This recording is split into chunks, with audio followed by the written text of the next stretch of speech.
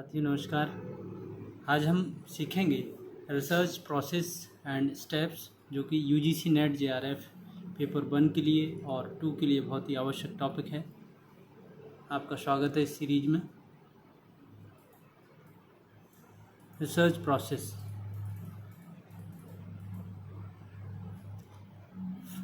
कोई भी अनुसंधान करने की प्रक्रिया में हमें कुछ स्टेप्स को फॉलो करना होता है, जिसमें पहला स्टेप होता है सिलेक्टिंग द रिसर्च एरिया। किस क्षेत्र में हम अपना अनुसंधान करना चाहते हैं। Second, formulating research aim, objectives and research questions और डेवलपिंग हाइपोथेसिस। दूसरा जो कदम है, एरिया डिसाइड करने के बाद हम हमारे रिसर्च का मुख्य उद्देश्य, लक्ष्य और उससे संबंधित प्रश्नों को तैयार करते हैं और आगे अगले चरण में जाते हैं। कंडक्टिंग द लिटरेचर रिव्यू, जिस अनुसंधान में आप कदम रख रहे हैं उससे संबंधित पुराना यदि कोई लिटरेचर है उसको हम रिव्यू करने की कोशिश करेंगे। Selecting method of data collection, और अगले चरण में हम किस प्रकार से आंकड़ों का एकत्रीकरण या इकट्ठा करेंगे, उस तरीके पे काम करेंगे। उस विधि को हम सेलेक्ट करेंगे, कौन सी विधि से हम डेटा कलेक्शन करने वाले हैं। कलेक्टिंग द प्राइमरी डेटा, अगला चरण ये होगा। नेक्स्ट, डेटा एनालिसिस, जो डेटा हमने इकट्ठा किया है उसको हम एनालिसिस करेंगे, उसका विश्लेषण करेंगे। रीचिंग कंक्लूजन्स, और जो डेटा एनालिसिस के बाद जो रिजल्ट्स आया, फाइंडिंग्स आया, उसके माध्यम से हम उसको कंक्लूड करने की कोशिश करेंगे। ये रिसर्च का पूरा प्रोसेस है और ये प्रोसेस से रिलेटेड 1 नंबर का प्रश्न कई बार पूछा जाता है।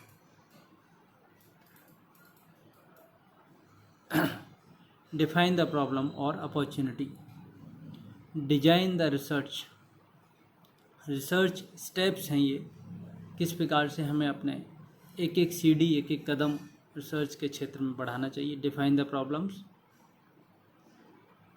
Design the research, design the data collection forms, specify the samples, collect the data, analyse the data and write the research report and present its findings। ये मुख्य चरण हैं, मुख्य सीढ़ियां हैं रिसर्च करने की, इनको फॉलो करना चाहिए। स्टेप्स ऑफ साइंटिफिक मेथड, ये यहाँ पर साइंटिफिक मेथड को यहाँ पर चरण बताए गए हैं। Define the research problem, review of related literature, review concept and theories, review previous research findings, formulate hypothesis, design research including sample design, collection of data, execution, analysis data, test hypothesis if any, interpret and report। यहाँ पर double F और single F को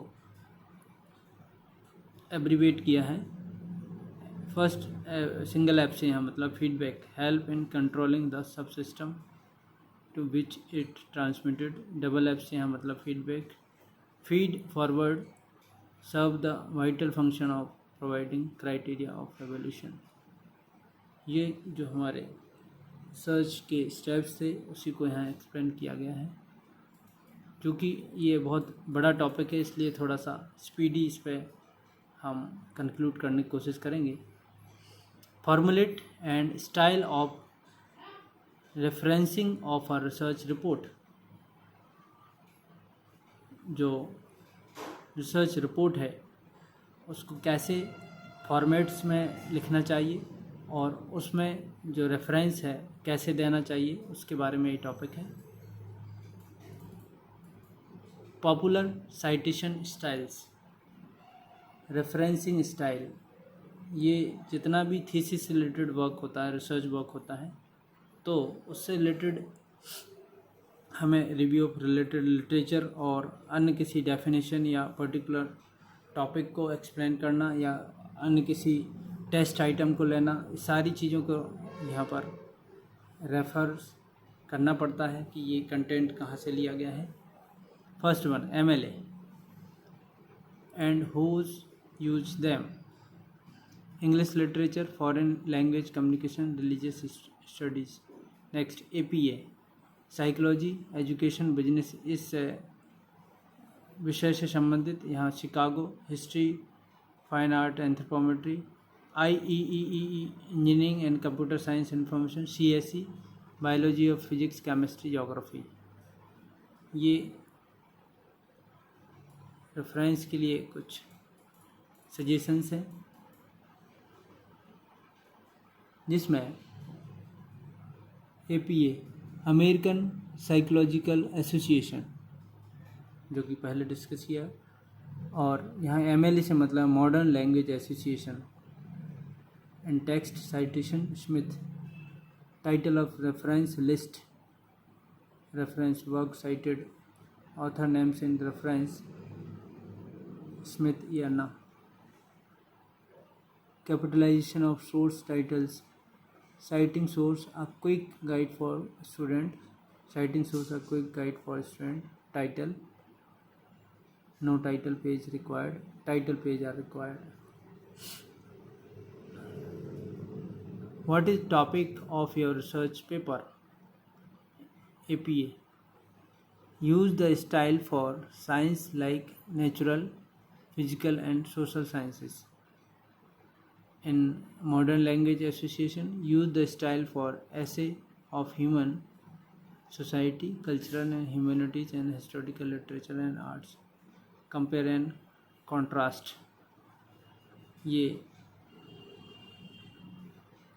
in text citation formulating rules, ये कुछ basic यहाँ fundamental tips हैं जिनको ध्यान में रखते हुए रेफरेंस हमें देना चाहिए। What are in text citation? APA. Example, a APA referencing style emphasizes the author's name and date of publication. जो ऑथर है उसका नाम और जिस सन में और जिस तारीख को वो पब्लिश हुआ, वो APA स्टाइल के लिए। Example, Ramsay 2006। और MLA में यदि बात करें, यहाँ पर एग्जाम्पल हैं, this John 5, Harvard. Example, Smith 2018, Chicago का। ये हर एक चीज़ का यहाँ पर एग्जाम्पल दिया हुआ है। Cite, copy and paste of formulated cites, use one of the link to import into a bibliography manner. इस प्रकार से जो रेफरेंस देने का जो तरीका है हमें यूज करना चाहिए। MLA, वुलबर्ट एडवर्ड टॉप हैवी, ये इसका टॉपिक, ये ईयर। APA में इस प्रकार से, शिकागो में इस प्रकार से।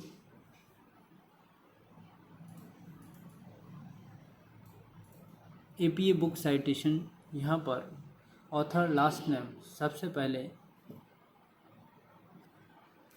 जब भी रेफरेंस हम अपने रिसर्च वर्क में देते हैं तो सबसे पहले ऑथर का नाम, ऑथर का लास्ट नेम, और उसके बाद first initial JD, then middle name, middle initial if available, यदि कुछ है तो, जैसे Salinger JD, then publication year देना चाहिए, देन बुक टाइटल, उस पर्टिकुलर बुक का यहाँ टाइटल देना चाहिए, देन बैकबे बुक्स पब्लिशर्स, उस पब्लिशर का यहाँ पर नाम देना चाहिए। तो बिब्लियोग्राफी में जब भी हम लिखें तो इन बेसिक चीज़ों का ध्यान रखें।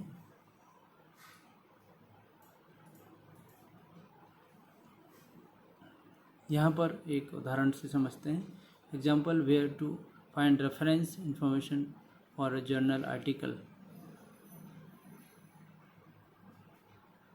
Reference list entity, author, then date or year, then title, then sources। तो इस प्रकार से जब भी रेफरेंस लिखते हैं तो इन बेसिक चीज़ों का हमें ध्यान रखना चाहिए।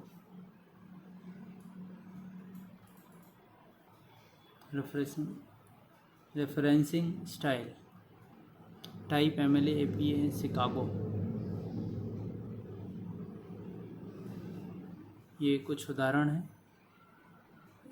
Margin, alignment, spacing, title page, page numbers, indications, list of the reference. इन सारी बातों का ध्यान रखना बहुत ही आवश्यक है। मार्जिन में यदि बात करें तो MLA APA Chicago exactly 1 inch on top, bottom and sides. इस प्रकार से अलाइनमेंट की बात करें, on the left margin, spacing double space, everything heading, text work and cited. And title page, not required by MLA but check with your instructor। Page numbers, put them 1/2 inch below the top of the page in upper right corner। or indentations, indent the first line of paragraph on 1/2 inch, 5 spaces। List of the references, begin it on a new page, center heading and work cited just below the। इस प्रकार से हर एक citations के लिए, हर एक विषय से संबंधित ये इंस्ट्रक्शंस हैं, इनको फॉलो किया जाए तो बहुत ही शानदार रिसर्च बुक कहलाएगा।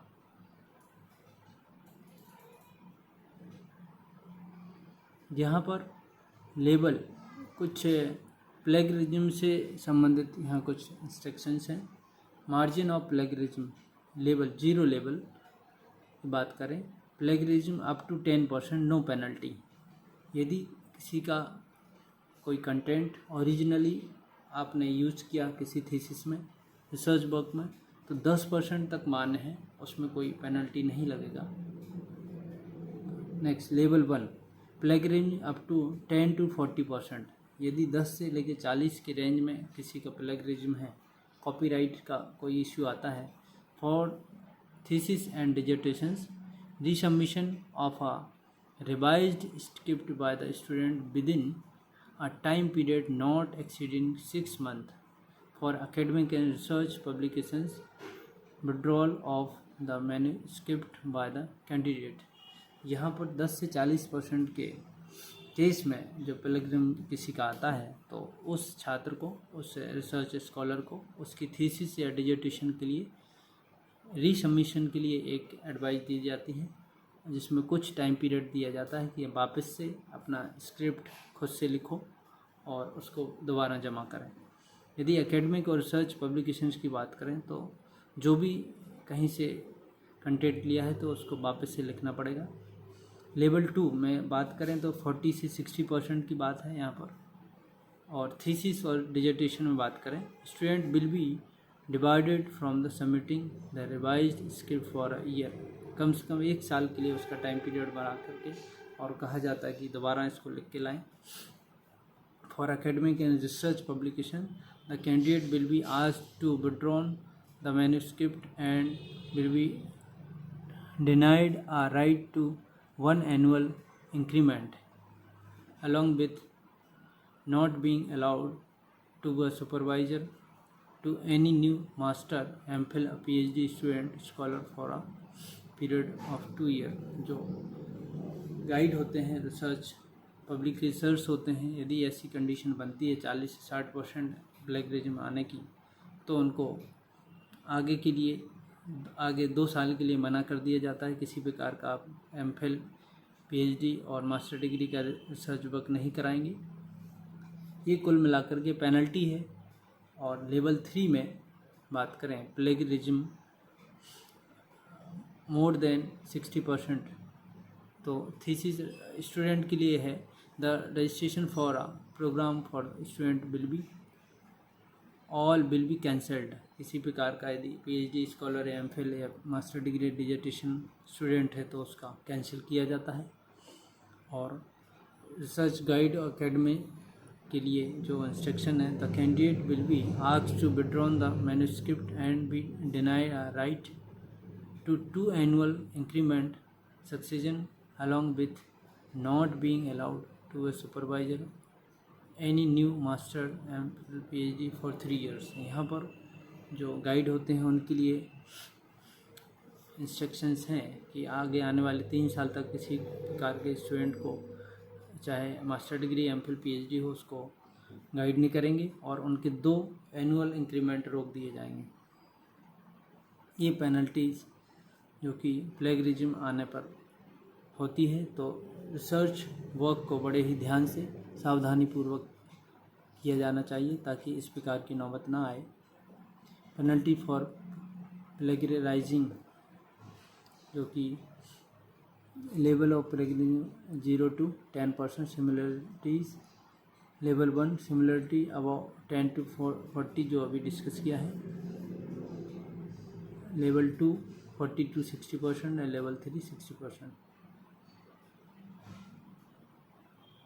ये हमने चर्चा कर ली है।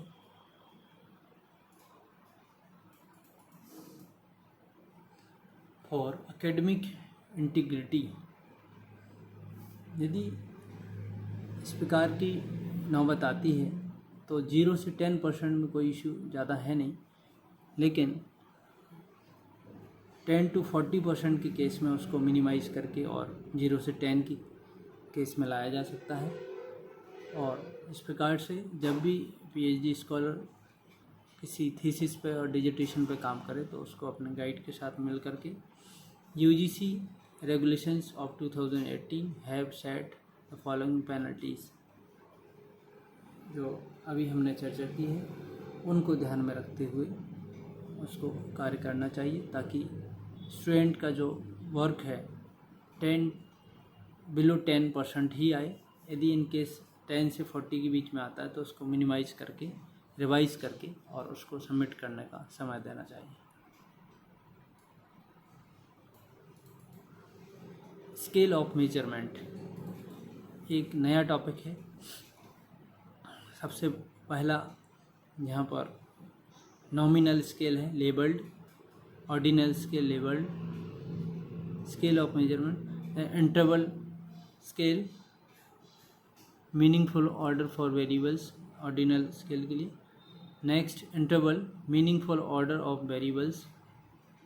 Ratio scale, proportionate interval between variables, meaningful order of variables, proportionate interval between variables, absolute value of 0 is being captured।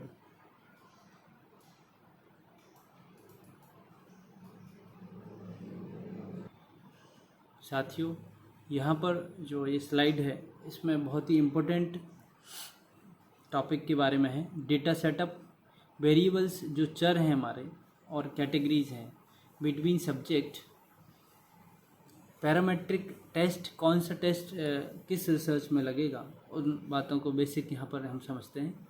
और नॉन पैरामेट्रिक टेस्ट, उन चीज़ों को हमें यहाँ पर ध्यान रखना चाहिए जब भी रिसर्च वर्क करें, डेटा एनालिसिस करें या थीसिस लिखने से पहले, समरी बनाने से पहले या रिसर्च प्रपोजल बनाने से पहले इन टेस्ट के बारे में हमें जानकारी, बेसिक डिटेल पता होना चाहिए कि आने वाले टाइम पे आप कौन से टेस्ट यूज़ करने वाले हैं आपके रिसर्च वर्क में।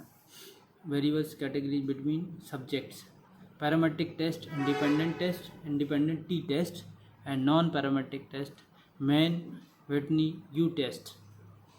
यहाँ पर एक variable 2 category within subject की बात करें, पैरामेट्रिक टेस्ट में पेयर्ड टी टेस्ट लगेगा एंड नॉन पैरामेट्रिक में Wilcoxon signed rank test use करना चाहिए।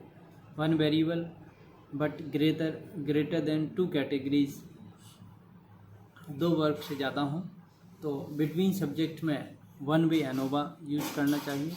और नॉन पैरामेट्रिक टेस्ट में प्रोस्कल वॉलिस टेस्ट यूज करना चाहिए। 1 variable more than 2 category within subject, जो सब्जेक्ट हैं उनके खुद के बीच में, और यहाँ पर बिटवीन सब्जेक्ट उनके आपस में, दोनों सब्जेक्ट्स के जो वेरिएबल्स जो कैटेगरी उनमें वन वे एनोवा, और यहाँ पर जो विद इन सब्जेक्ट की बात की repeated measures ANOVA, parametric test और Friedman test, mood median test.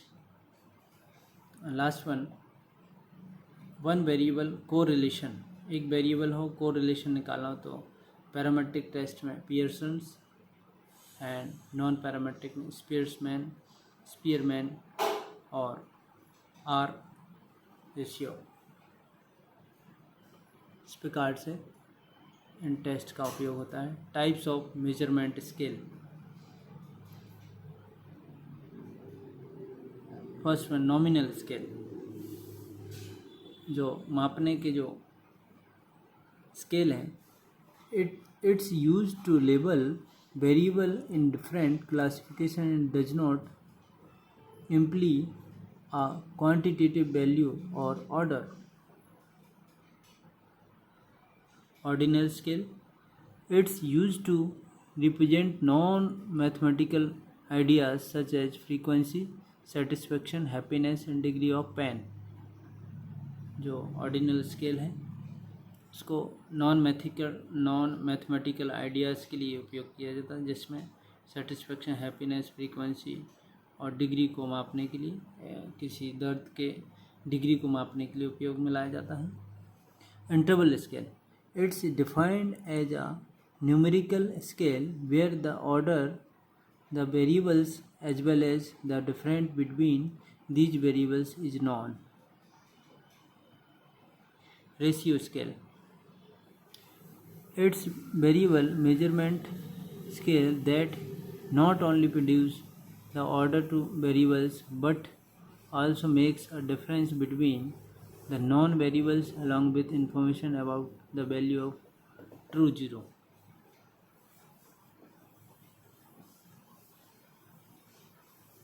Data types, आंकड़ों के प्रकार। First one qualitative data and second quantitative. यहाँ क्वालिटेटिव डेटा से मतलब है गुणात्मक आंकड़े, और क्वांटिटेटिव डेटा से मतलब है मात्रात्मक आंकड़े।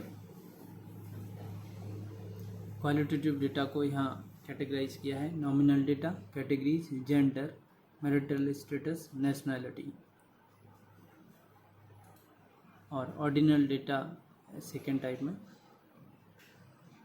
Categories, natural order, educational level, satisfaction rating, economic status. और क्वांटिटेटिव डेटा को कैटेगराइज किया interval data and ratio data. Interval data like categories, natural order, equal interval between variables. यहाँ उदाहरण के लिए देखें temperature and family size. Ratio data, weight and height.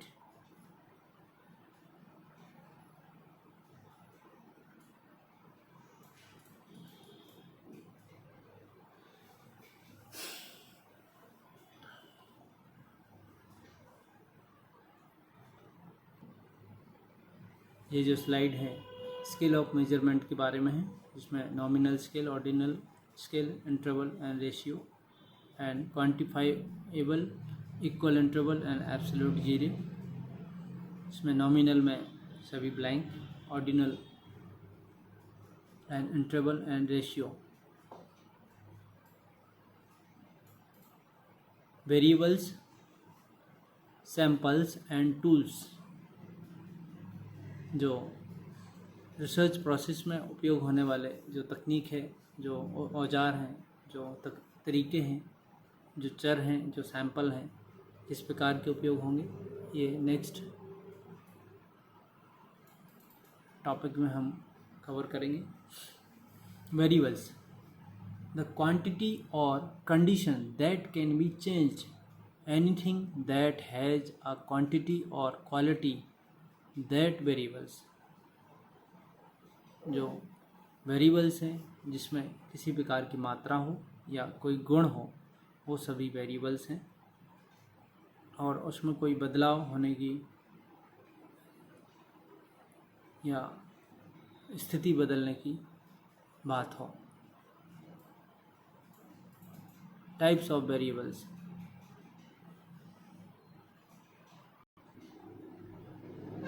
Research process में सबसे महत्वपूर्ण टॉपिक में से एक है types of variables. Independent variables. First one, a variable that stand alone. ऐसा वेरिएबल जो बिल्कुल ही अकेला और जिसका इफेक्ट या बदलाव होने का कोई चांस नहीं होता, वो इंडिपेंडेंट वेरिएबल्स कहलाएगा। Next, dependent variables. A variable that independent. Second, dependent, a variable that release on and can be changed by other factors that are measured. Dependent variables वो वेरिएबल्स होंगे जो कि अन्य किसी वेरिएबल से उसमें कोई बदलाव आए और उसको मापा जा सके। थर्ड वन, क्वांटिटेटिव वेरिएबल्स, मात्रात्मक चर। Data sets that involve number और अमाउंट्स, कुछ ना कुछ मात्रा की जहाँ बात की जाए वो quantitative. Next, fourth one, qualitative variables, non numerical values और groupings. Fifth one, intervening variables, theoretical variables used to explain a cause or connection between other study variables.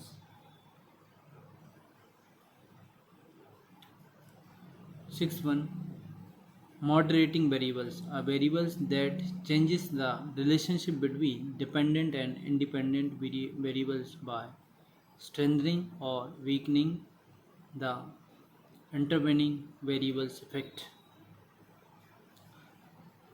जो बदलाव के लिए जिम्मेदार वेरिएबल्स हैं उससे संबंधित यहाँ बात की गई है।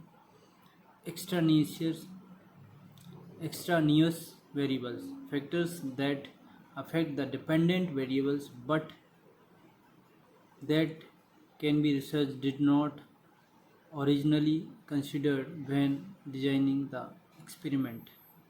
ऐसे वेरिएबल्स जो रिसर्चर अपना रिसर्च वर्क करता है और उसके कंट्रोल में जो वेरिएबल्स नहीं होते जिनके कारण से कोई इफेक्ट आता है, एक्सट्रानियस वेरिएबल्स कहलाते हैं। Next, confounding variables, extra variables that the researcher did not account for that can disguise another variable's effect and so false correlation. And next, ninth one, control variables, characteristics that are constant and do not change during a study. And next one, composite variables, two or more variables combined to make more complex variables.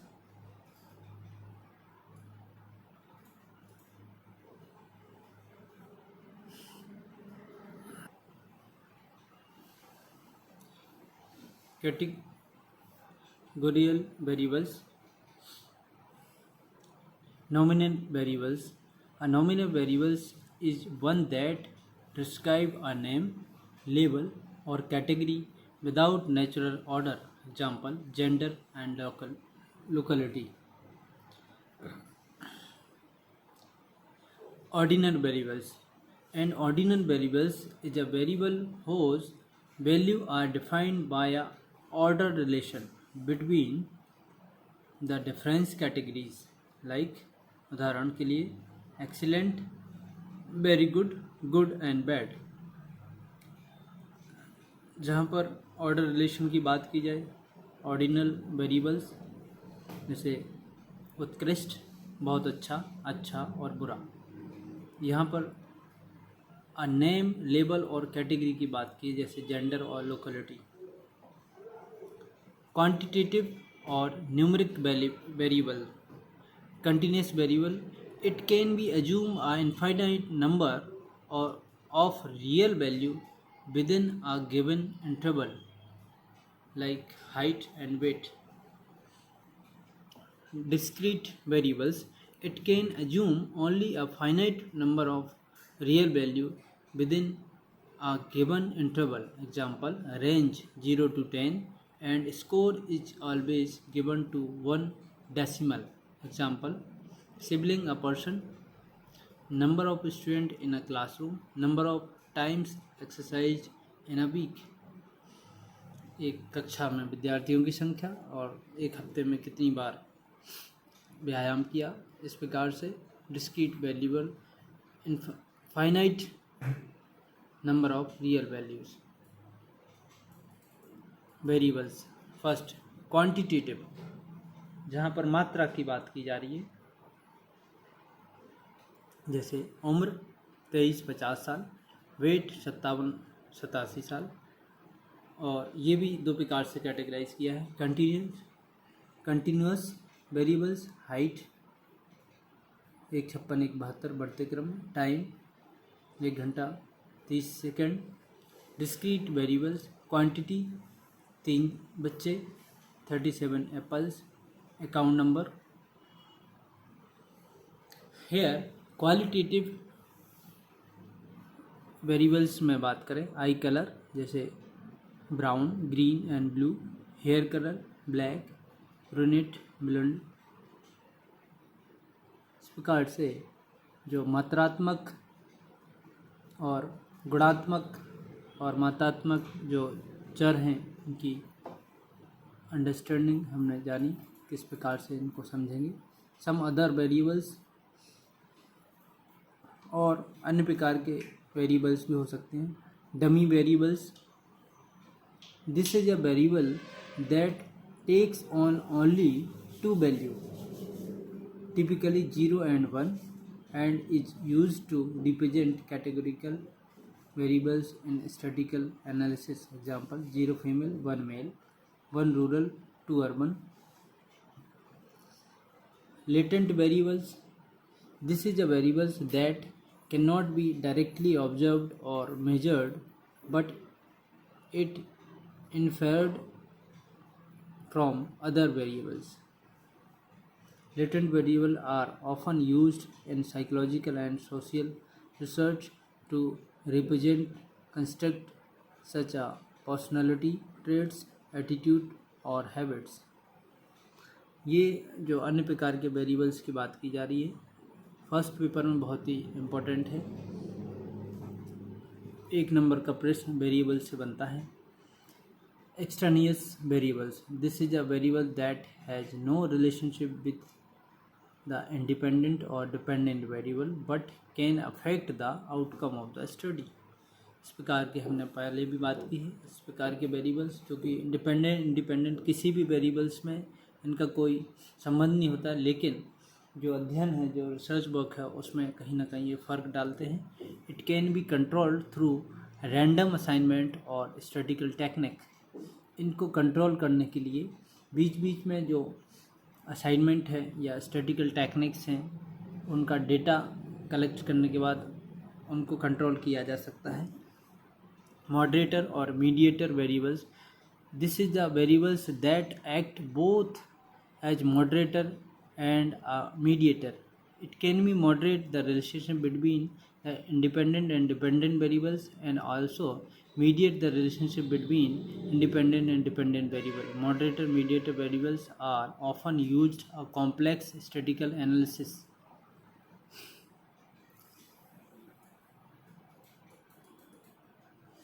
यहाँ स्वतंत्र चर independent variable से और गहराई से समझाने की कोशिश की गई है.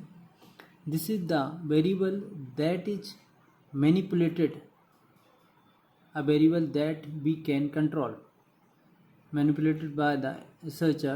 It is also known as predictor variables. ये जो शब्द है कहीं ना कहीं बहुत इम्पोर्टेंट है. इंडिपेंडेंट वेरिएबल्स को और किस नाम से जाना जाता है?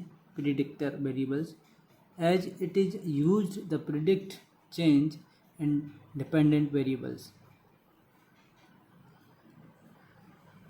यदि इंडिपेंडेंट वेरिएबल्स x है तो उसका कहीं ना कहीं जो कॉज है, जो इफेक्ट है, वो y पे दिखेगा, डिपेंडेंट वेरिएबल पे। Amount of water, amount of fertiliser,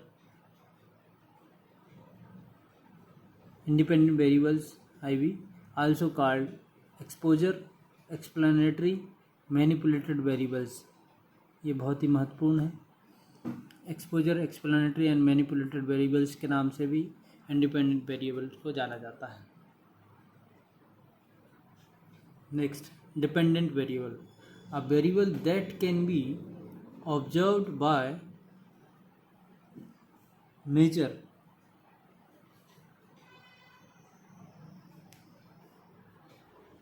जो डिपेंडेंट वेरिएबल हैं उन वेरिएबल्स पर जो फ़र्क है इंडिपेंडेंट वेरिएबल का, कहीं ना कहीं इफेक्ट होता है। तो यहाँ हम इसको समझें, कुछ मात्रा की बूंदों का इस्तेमाल किसी पौधे के पॉट पे किया गया, जिसमें कम पानी देने पे कम हाइट और ज़्यादा पानी देने पे ज़्यादा हाइट। सीड्स की बात करें, height of the plant, amount of fertiliser, यदि खाद कम दिया गया तो कम हाइट और खाद ज़्यादा दिया तो ज़्यादा हाइट। इस प्रकार से जो कॉज एंड इफेक्ट की बात है, तो डिपेंडेंट वेरिएबल्स इफेक्ट होता है इंडिपेंडेंट वेरिएबल से, और डिपेंडेंट वेरिएबल्स को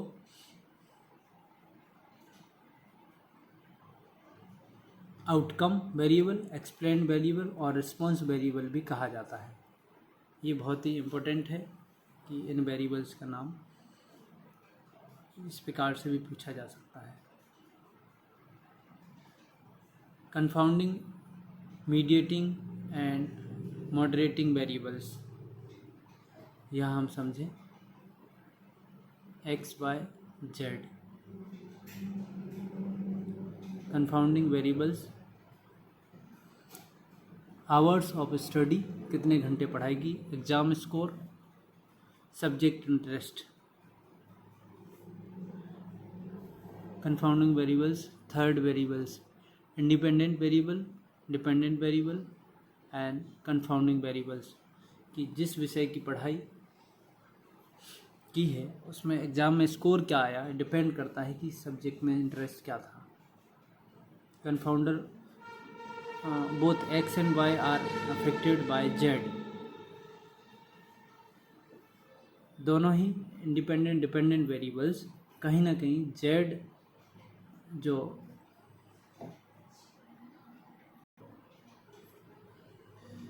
इस प्रकार से जो वेरिएबल्स हैं वो कहीं ना कहीं बहुत ही महत्वपूर्ण है रिसर्च वर्क में, और इन सभी को विशेष तौर पर ध्यान रखते हुए हमें सेलेक्ट करना चाहिए वेरिएबल्स, तब जाके सही फाइंडिंग्स हमें मिलेगी और एक्चुअल रिसर्च कर पाएंगे।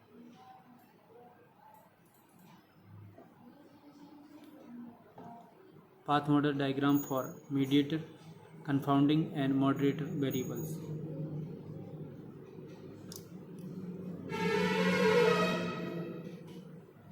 Here, extraneous and confounding variables, extraneous variables, dependent, independent, कहीं ना कहीं ये जितने भी वेरिएबल्स हैं इनका इफ़ेक्ट, कॉज एंड इफ़ेक्ट जो होता है, इसके अलावा जो कंट्रोल में नहीं है, उन सभी का विशेष तौर पर ध्यान रखते हुए हमें एक्सपेरिमेंटल या अपना रिसर्च वर्क करना चाहिए।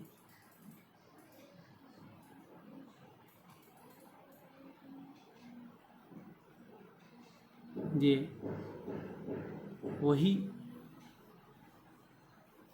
पीपीटी या स्लाइड है जो कि हम पहले चर्चा कर चुके हैं।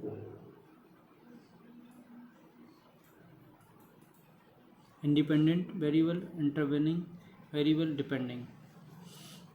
Hours spent participating, minutes played, point per game.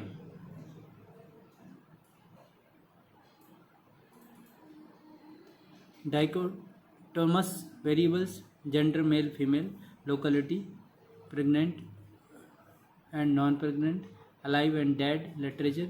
Hair trichotomous variables, residence, urban, semi urban and rural, religion Hindu, Muslim and Christianity. यहाँ डाइकोटोमस और ट्राइकोटोमस से मतलब यहाँ 2 वेरिएबल, और ट्राइको में 3 वेरिएबल, और मल्टीपल वेरिएबल से मतलब blood group A B and O, जहाँ पर 3 से ज़्यादा वेरिएबल्स की बात की जाए इस प्रकार से। ये यहाँ से भी एक प्रश्न पूछा जाता है, बहुत ही इम्पोर्टेंट है।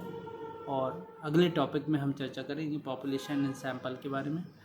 आप सभी ने समय दिया। यदि किसी प्रकार का कोई डाउट है या आपके सजेशन हैं तो कमेंट करें। बहुत बहुत धन्यवाद। जय हिंद।